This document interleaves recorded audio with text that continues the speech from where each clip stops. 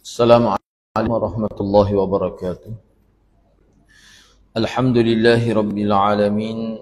Wassalatu wassalamu ala ashrafil anbiya wal mursalin. Nahmaduhu wa nasta'inuhu wa nastaghfiruh. Wa na'udzu billahi min shururi anfusina wa min sayyiati a'malina. Man yahdihillahu fala mudilla lahu wa man yudlil fala hadiya lahu. Rabbi shrah li sadri wa yassir li amri wahlul 'uqdatam min lisani yafqahu qawli. Amma ba'd. Alhamdulillah, bersyukur kepada Allah Subhanahu wa taala kerana dapat bersama pada malam ini. Insya-Allah pada malam ini kita akan sambung perbincangan kitab Mishkatul Masabih pada muka surat 183. Tu muka surat 183. Bab bolehkah berwuduk dengan air nira? Bolehkah berwuduk dengan air nira? Dia terjemah gitu ya. Ini kita akan tengok selepas ni dalam hadis ni. Hadis yang ke-480.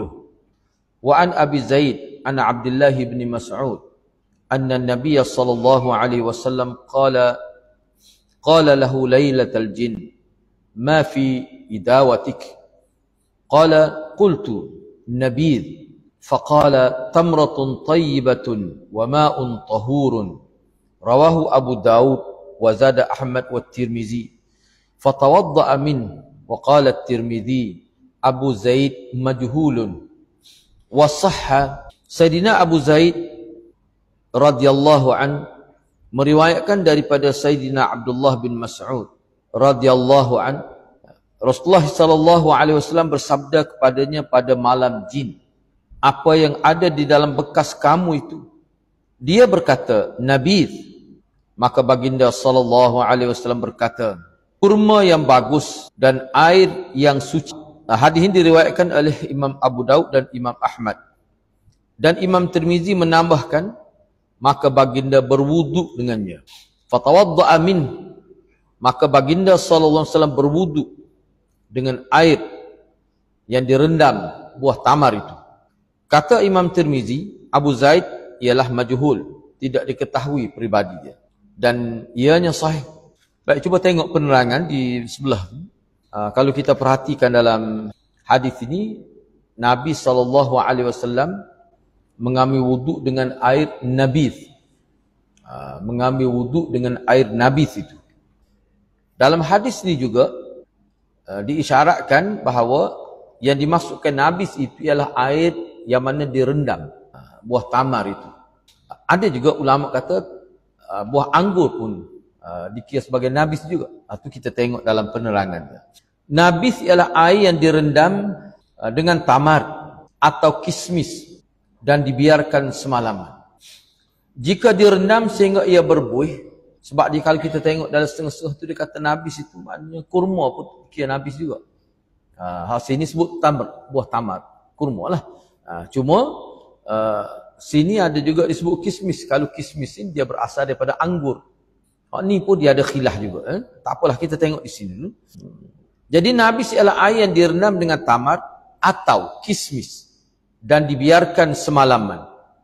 Jika direndam sehingga ia berbuih, maka air itu haram diminum dan tidak boleh digunakan untuk berwuduk. Ini sepakat ulama. Mana kena pastilah kalau air itu sudah berubah sifat dia, jadi berbuih tu, seperti kita sini lah, tuak. Buat apa ni? Tuak tu, kalau kita biarkan semalam tu, siapa dia jadi gila. Orang Kelantan kata jadi gila. Dia tidak orang yang gila ni, mana air pun ada juga jadi gila. Maksudnya dia memabukkan. Tu tak boleh. Lepas tu kalau biar lama hilang tu, jadi cuka, jadi halal balik. Tak apalah tu. Tu tak terima masalah tu. Isu dia sininya, direndam semalam tu. Kita bincang dah sebelum ni. Mana buah tamar ke, buah anggur ke, ataupun yang telah dikeringkan seperti kismis kita kata, kalau dia rendam semalaman itu, dia perkara tu dia nisbi juga tu. Relatif juga. Kadang-kadang masih belum berbuih lagi. Cuma yang kalau kita baca dalam hadis, yang mempercepatkan proses perubahan itu sehingga menjadi buih itu antara faktornya faktor bekas juga. Bekas yang digunakan itu. Misalnya kalau bekas daripada pokok-pokok tertentu, daripada batang pokok tu daripada ummi, pokok tu dia ada khusus. Kita sebut dabbah, mizaffat dan sebagainya kita sebut sebelum ni lah. Sebab dia mempercepat ke proses perubahan. Mana air perahan itu dia jadi mabuk. Hak ni bukan air perahan ni. Kalau kita bincang ni, air perahan tu lain. Hak ni air biasa kemudian direndam buah tamar atau buah anggur atau kismis semalam ni. Jadi maknanya dalam hadis yang kita bincang ni, proses untuk jadi arak tu dia lambatlah sebab dia bukan air perahan. Kalau air perahan dia lebih cepat. Tama-tama dia letak dalam bekas-bekas tertentu pula. Lagi cepat proses. Jadi hak ni tidak ni. Hak ni bukan air perahan. Maksud di sini. Walaupun nabis, dalam setengah takrif ulama dia kata air perahan anggur. Ada juga sebut itu. Tapi kalau kita tengok sini tidak. Kena faham balik lah. Takut jadi silap faham kepada Imam Abu Hanifah pula tu. Baik, cuba kita tengok di sini. Sebab dia kata nabis yang dimaksudkan dalam hadis ni ialah air yang direndam dengan tamar atau kismis dan dibiarkan semalam. Bukan air perahan, bukan jus anggur tu. Jika direndam sehingga ia berbuih, maka air itu haram diminum dan tidak boleh digunakan untuk berwuduk secara sepakat ulama. Kita baca dulu lepas ni ana bagi penjelasan apa perbezaan dia. Jika ia baru diletak, kalau buah tamar tu, buah anggur ke, hak kering, kismis ke, kalau baru letak tu sebentar ya. Kemudian digunakan untuk berwuduk, maka sepakat ulama harus boleh tu. Kita kena kembali kepada kaedah kalau tak berubah air tu. Kalau berubah tu bau tamar. Tu tak boleh. Orang panggil air tamar tu. Berubah dah bila diletak buah anggur. Berubah jadi tidak jadi lain. Tu tak boleh. Ni sekejap ni sehingga belum sampai ke tahap berlaku perubahan pada asal air. Asal air ni hak berubah sehingga tak boleh berwuduk ke berubah bau, rasa dan warna dia. Lagi tak berubah tak apa. Ulama berbeza pandangan jika kemanisan tamar. Ni. Ulama ikhtilaf. Yang ni berbeza pandangan jika kemanisan tamar atau kismis itu telah menyerap ke dalam air. Menyerap ke dalam air ni, sebab kita ni agak ringkas juga. Menyerap ke dalam air ni sehingga air tu orang tak panggil air mutlak dah. Supaya kita kata, apa dia kita kata? Mawar dia. Bila dicium bunga tu kan, siapa dia jadi bau mawar lah. Tu tadi. Sebab apa telah berubah, orang tak panggil air mutlak dah tu. Orang panggil air mawar. Ataupun air gede, hak ni air tamar, orang panggil air tamar, berubah. Itu maksud menyerap ke dalam air. Hak ni tak ada. Setengah ulama kata bau sikit-sikit tu, hak tu tak apa lagi. Belum menyerap secara keseluruhan. A'immah salasah, mana tokoh-tokoh imam mazhab yang tiga, itulah Imam Ahmad, Malik dan Imam Syafi'i, tolak Abu Hanifah lah. Mengatakan tidak boleh digunakan untuk berwuduk. Tak boleh. Kalau dia sudah meresak dah. Meresak ni sepanjang sebut berubah dah sifat air. Tiga sifat air. Tiga ulama fiqh besar, Imam Malik, Imam Ahmad, Imam Syafi'i kata tak boleh. Tak boleh dah nak buat wuduk, tak boleh. Tapi Imam Abu Hanifah rahimahullah mengharuskan untuk berwuduk. Boleh lagi. Dia kata boleh, tak apa. Imam Ahmad kata boleh. Oleh kerana itu tayamum tidak boleh dilakukan jika nabis tersebut masih ada. Walaupun sudah berubah tu. Bila meresak tu makna berlaku perubahan tu. Maknanya tamar ataupun nabis telah menguasai air itu. Dia panggil ghalaba alih. Oleh itu tak boleh tayamum lah. Tak boleh tayamum lah. Ni kalau mengikut Imam Abu Hanifah tak boleh tayamum sebab air itu boleh guna lagi. Tapi kalau mengikut tiga ulama tadi, Imam Malik, Imam Ahmad, Imam Syafi'i, tak boleh. Tak boleh lah. Sebab bagi Imam Ahmad boleh berwuduk lagi. Tiga saat ni kata tak boleh lah. Di sisi Imam Abu Hanifah, tadi dia sebut air itu air tamar. Maknanya kalau hak tu boleh, airnya pun sah berwuduk. Wuduk dengan air kelapa. Seumpama air kelapa pun sah berwuduk dengannya. Kena ingat molek ni sah ni bukan dia kata molek, anda tak faham gitu sebab anda duk tengok tu, dia kata sekadar sah. Manakala ada hal lain, utama ke hal lain lah. Hadis ini ialah dalil bagi mazhab Hanafi, mazhab Hanafi. Dia di segi perincian dia, kalau kita tengok dalam kitab, Imam Syafi'i, Imam Ahmad, Imam Malik, dia kata meresak air ni sehingga terasa manis dia tu. Bila terasa manis maknanya sudah berubah mutlak dia. Berubah mutlak tu lah sebab dia tak boleh tu. Orang tak panggil air mutlak lagi. Tapi Imam Abu Hanifah kata tak apa. Apa alasan dia? Cuba kita tengok sini. Sini dia ada sebut sebenarnya. Cukup dah sebenarnya untuk kita faham. Hadis ini adalah menjadi dalil kepada mazhab Hanafi Gapo dia? Boleh lah. Boleh ambil wudu. Kalau kita tengok tu, mana cuba perhati semula. Sebab tu dia hadis ni sebenarnya dia ada beberapa kesamaran. Cuba perhati balik. Anda baca terjemah dia. Abu Zaid dia sebut, dia ambil riwayat daripada Ibnu Mas'ud. Ibnu Mas'ud cerita bahawa Rasulullah kata kepada dia pada malam jin. Malam jin tu atau lepas ni lah kita bincang. Malam jin tu mana pada malam Nabi masuk dalam masyarakat jin untuk mengajar pihak jin. Jin Islam lah tu. Lepas tu berapa kali berlaku kita tengok. Pada malam jin, apa yang ada dalam bekas kamu itu? Nabi tanya, idawatak, ma fi idawatak, ma fi idawatik, apa yang ada dalam bekas engkau tu? Dia pun jawab Nabi. Maknanya dalam bekas dia tu, idawah tu ada air. Lepas tu dia masuk buah tamak. Dia kata Nabi. Nabi yang dimaksudkan di sini ialah dalam air kosong, ada buah tamak. Sini sebut tu buah tamak. Daripada mana tu kita tahu buah tamak? Sebab Nabi kata kurma yang bagus, tamratun tayyibah, dan air yang suci. Kurma bagus, kurma yang bagus, dan air yang suci. Maksud kata-kata Nabi ni maknanya air tu suci, air tu tahurun. Tahurun ni, kalimah tahurun tu dia bukan sekadar makna suci, tetapi dia boleh menyucikan berkali-kali. Itu dari segi fake-nya. Sekarang ni kalau kita tengok sini, tak ada sebut rendai selama mana. Kalau lama berubah ke. Ni secara umum, terlalu umum hadis ni. Hadis ni lah. Tak apalah, kukuk mana pun, berdasarkan kepada hadis-hadis lain, ulama buat kesimpulan, dalam kesimpulan yang berbeza. Imam Abu Hanifah kata, ni, mana bila kata rendai tu, tak caralah berubah ke tak berubah pun. Mana boleh ambil wuduk, sebab Nabi buat. Dia kata, ni sebentar tahu, mana tak ada ayat. Bagi Imam Abu Hanifah, sebentar, kau lama kau, asalkan jangan buih. Jangan serta peringkat memabuk dia. Itu tadi. Itu semua kata tadi. Dia kata tak apa. Dan sebenarnya kalau kita perhati tiga tokoh tu sebenarnya dia bukanlah kata tak boleh tu kalau rasa buah tu sudah meresap dalam air. Dia panggil ghalaba alih. Itu baru tadi. Tapi Imam Hanbal kata dah boleh. Berubah rasa manis pun boleh lagi. Lepas tu nak pakar kan?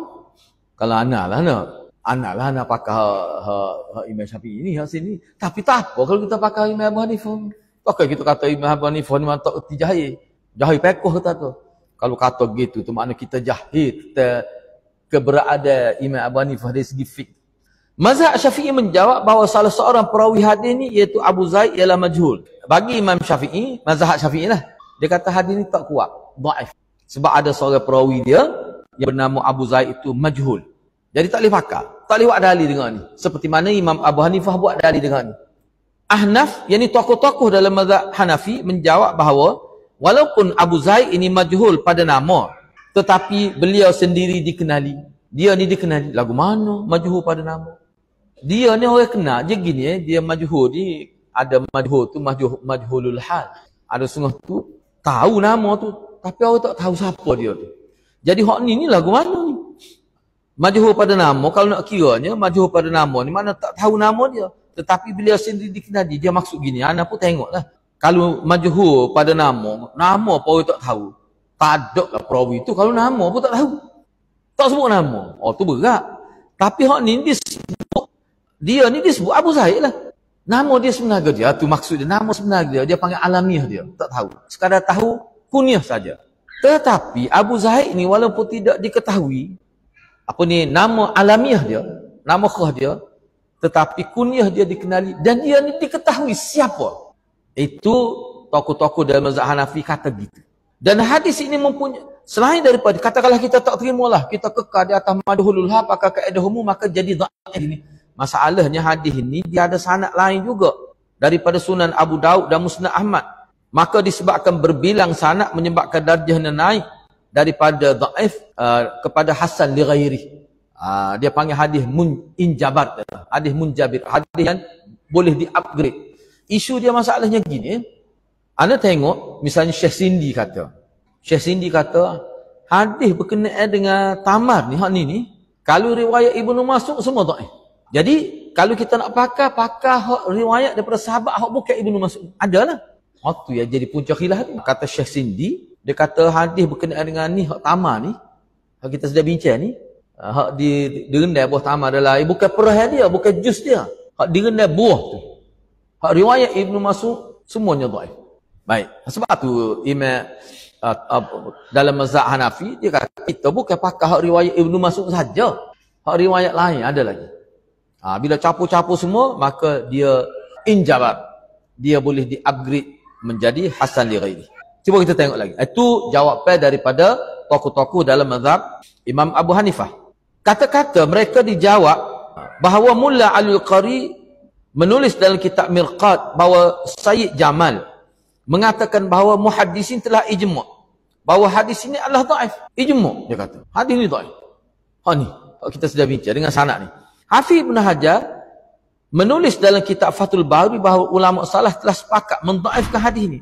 Imam Tahawi berkata dalam kitab beliau Ma'anil Athar bahawa hadis Ibnu Mas'ud diriwayatkan dalam banyak sanad tetapi tidak dapat dijadikan hujah sebab dhaif semua. Semua Sindi yang sebut sana, Sindi kata. Jadi timbul persoalan di sini bahawa terdapat hadis sahih bahawa Sayyidina Ibnu Mas'ud mendakwa bahawa beliau tidak ada pada malam Lailatul Jin sebagaimana hadis dalam kitab Sahih Muslim. An Abdullah qala lam akun Lailatul Jin ma'a Rasulillah sallallahu alaihi wasallam wa wadidtu anni kuntu ma'ah.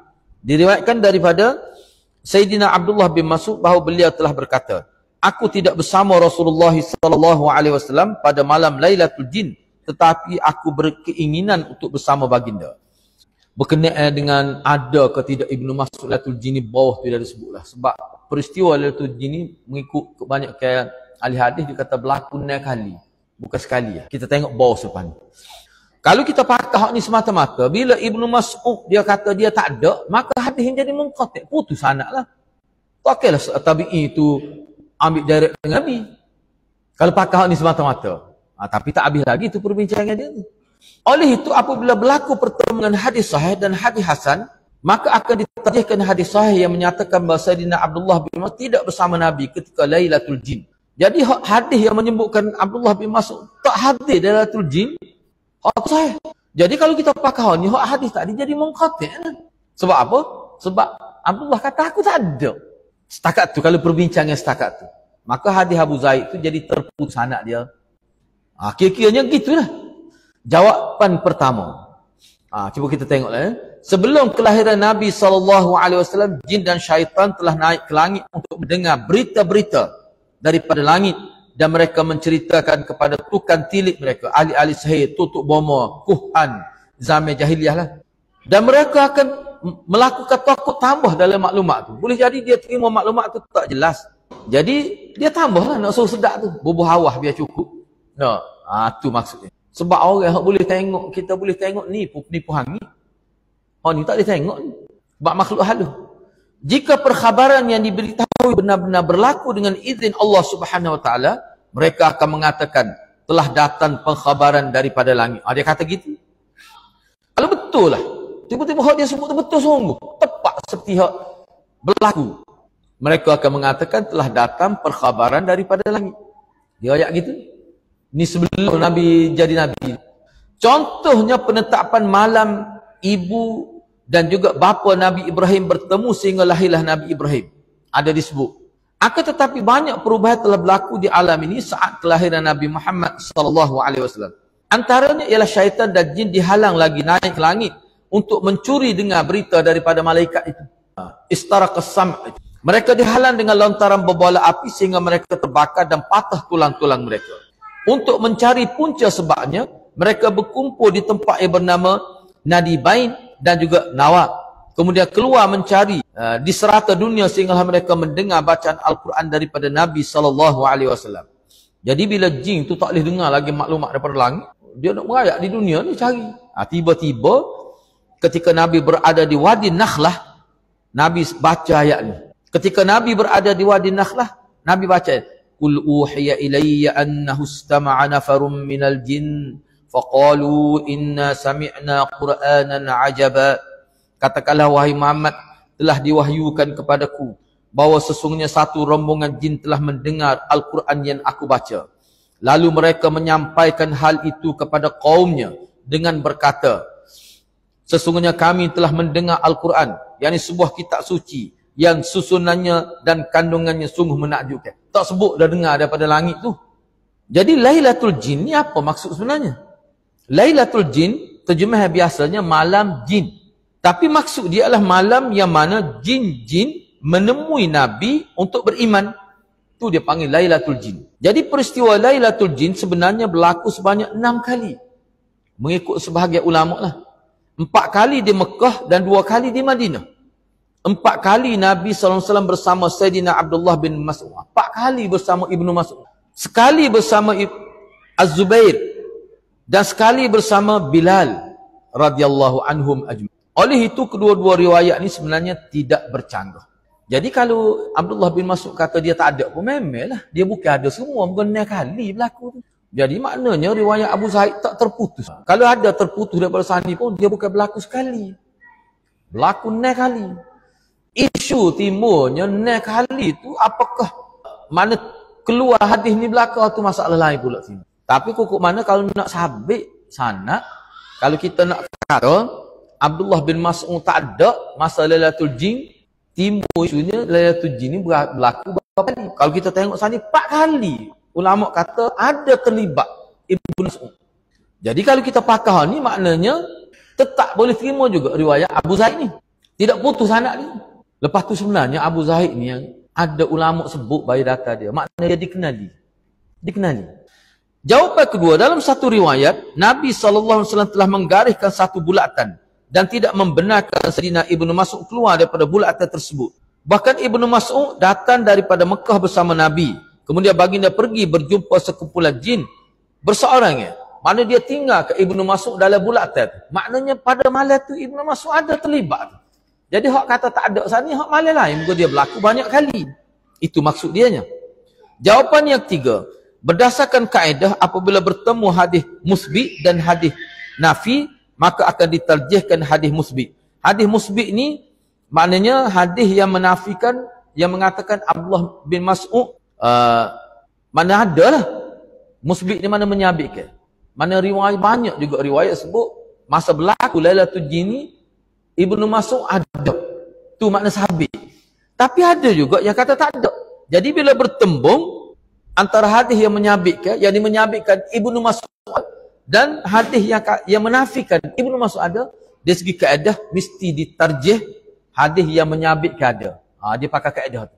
Hak kata ada tu lebih kuat. Cuba tengok lagi. Sebagaimana berlaku ikhtilaf di kalangan a'immah, imam-imam mazhab. A'immah sini dari segi istilahnya imam-imam mazhab. Tentang wuduk dengan habis, begitu juga mandi hadas. Jadi kalaulah air, bukan air perahan ni, air yang direndam buah tamar atau buah zabib. Jadi ulama khilaf. Kalau mengikut Imam Syafi'i, Imam Ahmad, Imam Malik, kalau tak berubah tak apa. Tapi kalau berubah makna manis buah tu meresap dalam air, tak boleh ambil wuduk. Kalau pakar tu mandi junub pun tak boleh. Dah wuduk pun tak boleh, mandi junub lagi lah tak boleh. Tetapi kalau kita ambil pendapat Imam Abu Hanifah yang kata kalau meresap rasa manis pun boleh lagi ambil wuduk, maka bolehlah mandi junub, mandi hadas besar. Itu maksud itu. Yang kaedah digunakan sini. Cumanya cuba tengok sini, terdapat 2 riwayat daripada Imam Abu Hanifah, harus dan tidak harus. Dan qaul yang lebih kuat, rajih tu mana lebih kuat, adalah tidak harus. Rupanya Imam Abu Hanifah pun ada 2 pendapat. Ada kata boleh ambil wuduk.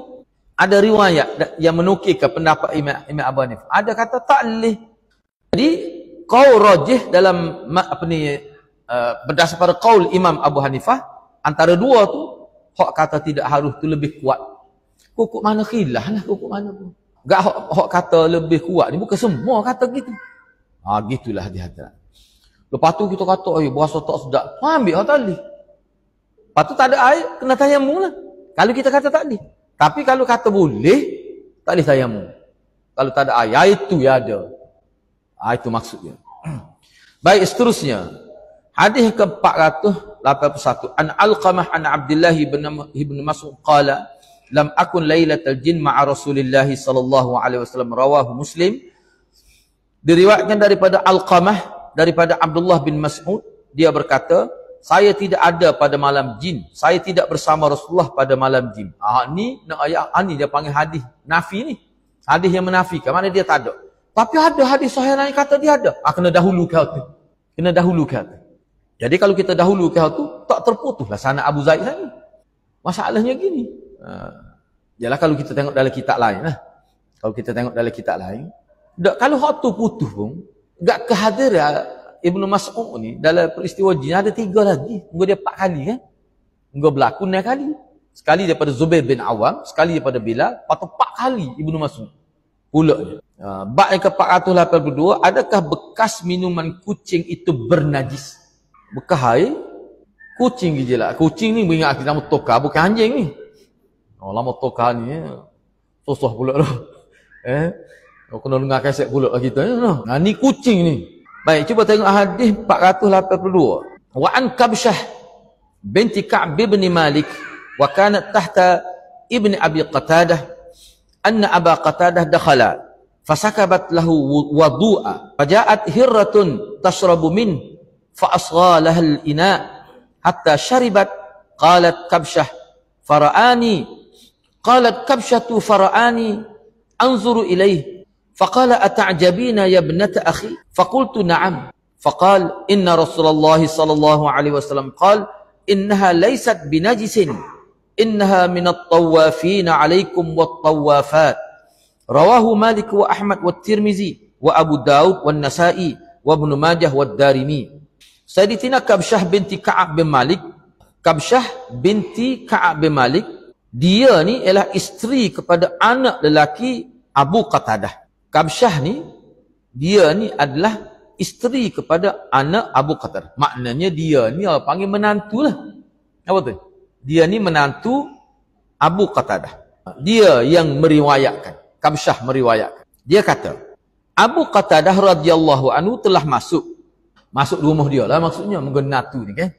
Dan Kabsyah radhiyallahu anha telah menuangkan air di dalam bekas untuk Abu Qatadah berwudu. Lalu telah datang seekor kucing untuk meminum air daripada bekas air wudu tersebut. Beliau telah mencondongkan bekas itu. Beliau ni mana Abu Qatadah lah. Dia buat gini. Dia condong biar supaya air itu jadi lebih dekat dengan birat tu bahagian sana. Sehingga kucing itu dapat minum air itu. Kabsyah radhiyallahu anha berkata, Abu Qatadah radhiyallahu anhu melihat aku memandang kepadanya.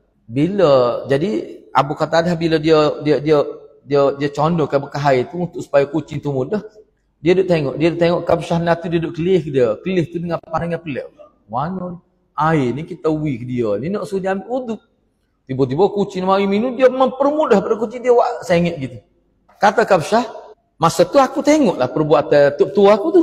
Dia pun tengok pada aku. Jadi dia timbul bahasa pelik lah. Lalu Abu Qatadah kata kepada natu perempuan dia lah, apakah kamu berasa heran wahai anak saudaraku? Tu pelik tu. Anak saudara ni.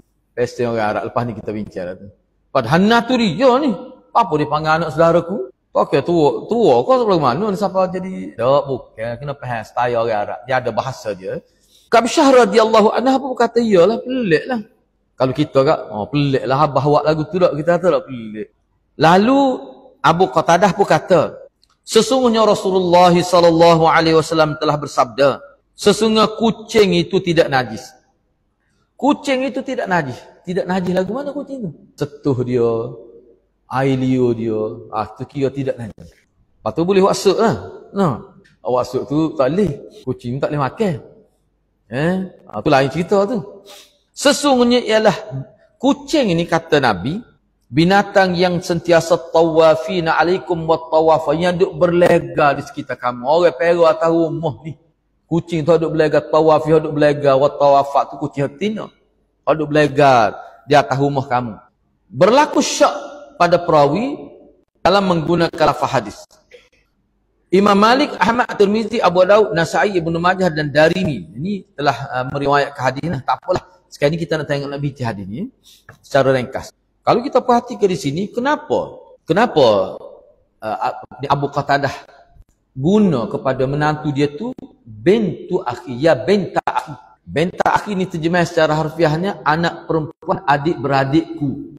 Kalau terjemah secara harfiah, bint anak perempuan, akhi saudaraku, adik-adikku. Jadi anak darah lah kiranya. Sebab tu dia semua sini, wahai anak saudaraku. Sepatutnya tak boleh terjemah gitu tu. Yunus Timur lalu, wahai anakku. Menantu anak. Bukan anak saudara. Dalam percakapan orang Arab, kalimah ini digunakan untuk memanggil perempuan yang lebih muda walaupun dia bukan anak saudara yang sebenar. Menantu dia ni muda, dia boleh guna gitu. Mana kita boleh faham lah mana menantu dia ni muda. Bila dia guna gitu. So, yang kedua, dia tak sebut sini. Hak ni boleh juga kita guna kepada kita ni orang dewasa, kita guna kepada anak kecil sebagai bahasa mesra. Sebab kita ni anak kita ni, anak-anak kita lah ni. Anak mana pula lah. Itu bahasa. Kenapa orang Melayu kita pun guna gitu? Oh ni anak kita, ni anak buah kita lah kau ni. Rupanya bukan anak murid dia. Anak buah tu maksudnya anak-anak jiran dia. Dia boleh kita dalam bahasa Melayu kita pun boleh. Supaya menantu kita pakai panggil anak tu. Anak kita ni. Boleh, tak salah. Orang Arab pun gitu juga. Sebab tu dia buat tu. Takut kita tahu anak bercanggah. Mula-mula ayat tadi menantu dia. Nah, lepas tu sini guna benta akhi. Ya benta akhi. Tak apalah. Seterusnya, adakah bekas minuman kucing itu najis atau tidak? Mana bekas yang ada air? Kucing nak minum air, mesti kena air liur dia tu. Sama ada kena pada bekas, hak pasti dia kena pada air. Sebab dia, kucing ni dia minum dengan cara jilat. Dia tidak minum pada kita. Jilat anjing, dia ni gitu. Itu air liur dia tu. Jadi, lepas tu lagu mana tu? Bekas tu, lepas tu air tu sendiri lagu mana? Jika dilihat pada mulut kucing itu ada najis, maka ia minum daripada bekas air, maka air itu menjadi najis secara ittifaq. Sepakat ulama. Jika tidak, maka terdapat khilaf. Kalau sebab dia gini benda ni khilaf. Jika dilihat pada mulut kucing itu ada najis, mulut kucing itu katakanlah ada najis, kena pastilah. Tapi air dia tidak najis asalnya. Dalam mazhab Syafi'i begitu. Katakanlah dalam mulut, contoh dia kita kata, minta maaf nak sebut. Dia baru makan malam tikus. Dia baru makan tikus. Ada lagi kesai darah tu misalnya. Tikus lah. Contoh. Itu maksudnya ada najis pada mulut. Tu tak boleh. Kalau asal mulut dia tak ada. Orang panggil najis luar. Tak ada. Adanya idea semata-mata. Jika tidak ada najis pada mulut dia, maka terdapat khilaf di kalangan ulama. Khilaf. Terdapat dua qaul di sisi tokoh-tokoh dalam mazhab Imam Abu Hanifah. Ada yang kata suci. Suci itu mana tidak menjejahkan air itulah. Dan ada yang kata najis khafifah, najis yang ringan. Ada kata najis ringan. Mana kalau kena bekas, mana bekas tu kena basuhlah. Lepas tu kalau kena air, lagu mana? Kalau kena air, mana kalau tidak berubah air tu, tu boleh. Tetapi qaul rajih di sisi mazhab Imam Hanifah ialah qaul yang kedua. Kerana asal air itu daripada daging. Dan daging haiwan yang tidak boleh dimakan ialah tidak suci. Maka begitulah juga air liurnya. Mana mengikut tokoh-tokoh atau kita kata mazhab Imam Ahmad. Dia kata air liur ni berdasar pada daging. Kucing ni boleh makan ke daging dia? Tak boleh. Dah kira tak boleh, air dia pun jadi najis juga. Tak boleh. Dia tak boleh. Kira tak boleh. Mana air tu sudah jadi mutanajis. Tak boleh. Tak boleh. Tetapi tiga orang lagi, tokoh mazhab tiga lagi, Imam Syafi'i, Imam Ahmad, Imam Malik, dia kata suci. Suci air liur dia. Dia tak pakai kaedah. Bila daging tak boleh makan, dan air liur tu berasal daripada daging, bila daging kucing tak boleh makan, air liur dia pun tak boleh juga. Mana jadi najis tu? Tak boleh. Tak boleh digunakan dah air tu bila dijilat oleh kucing. Dia kata gitu. Mana tak boleh ambil wuduk lah. Kenapa lah tu a'immah salasah tu lagi tokoh imam mazhab tu, maknanya selain daripada imam Abu Hanifah dia pakai tokoh mazhab besar. Tolak Imam Ahmad tinggal tiga lagi, Imam Syafi'i, Malik dan dia punya Imam Ahmad bin Hanbal. Hukum air bekas minuman binatang itu dilihat pada hukum air liur dia. Hukum air yang dijilat oleh kucing ni, hukum air dalam bekas minuman binatang itu dilihat pada hukum air liur dia. Dah kalau air liur dia tu maknanya tidak dikira najis, maka tak jadi najis lah. Tapi kalau air liur dikira najis, maka jadi najis. Dia kira gitu. Jadi Imam Abu Hanifah tu dia pakai kaedah daging dia tak boleh makan, najis, haram lah. Maka air liur dia pun tak boleh juga lah. Jadi makna bila dia jilat air tu tak boleh guna dah untuk ambil wuduk. Tapi dalam tiga lagi mazhab kata tidak najis, maka boleh. Bahkan Imam An-Nawawi rahimahullah sebut dalam kitab Majmu' dia bahawa hadis ini merupakan sandaran yang kuat, umdah tu tonggak, sandaran tonggak dalam mazhab Syafi'i mengenai kesucian air lebih binatang buas dan semua haiwan selain anjing, khinzir ni babi lah, yang lahir Dan yang lahir daripada salah satu daripada kedua, orang panggil najis mughallazah. Hak ni tak boleh. Mana kalau anjing jilat, khinzir, hak ni tak boleh. Hak lain boleh berlaku. Tu dalam kitab Majmu'. Mana kalau kita tengok sini, maknanya mazhab Syafi'i langgar apa? Yalah, mazhab Imam Abu Hanifah tu nampaknya lebih ketat lah sini. Baik, seterusnya kita ambil soal lagi. Wa an Dawud bin Salih bin Dinar At-Tammar an ummi anna maulataha arsalatha biharisatin ila Aisyah radhiyallahu anha qalat fawajadtuha tusalli fa asharat ilayya an da'iha faja'at hirratun fa akalat minha falamman sarafat Aisyah min salatiha akalat min haythu akalatil hirrah faqalat inna Rasulullah sallallahu alaihi wasallam qala innaha laysat binajisin innama hiya minat tawafina alaikum. Hak riwayat tadi wat tawafat. Hak ni tak ada wat tawafat. Sama ya. Wa qad ra'aitu Rasulullah sallallahu alaihi wasallam yatawaddau bi fadliha. Rawahu Abu Daud. Daud bin Salih bin Dinar At-Tammar tu tinggal.